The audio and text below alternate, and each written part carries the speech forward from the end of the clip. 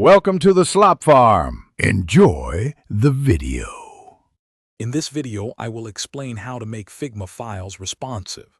We will begin by understanding the core principles of responsive design, which allows your layouts to adapt seamlessly across different screen sizes.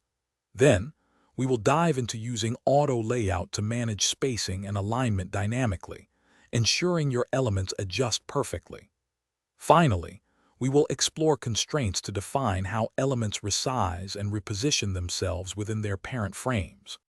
Auto layout is a powerful feature for creating responsive designs.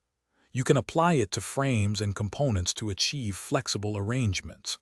Configure specific padding and spacing values, like 24 pixels of horizontal padding, to maintain a consistent design across all breakpoints. Utilize both horizontal and vertical directions for stacking or wrapping elements, making your designs incredibly adaptable. Constraints are crucial for dynamic resizing. You can set constraints such as left and right or scale for elements within their parent frames. It is important to understand the difference between fixed and fill container resizing options to control how elements behave.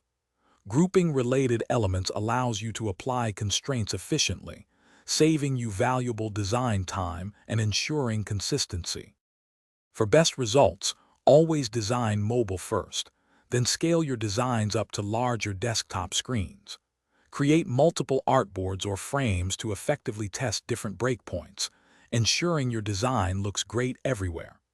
Organizing your layers and components meticulously will make your Figma files much easier to maintain and scale in the long run. This approach ensures a robust and adaptable design system. Thanks for watching. Consider subscribing if we helped you today.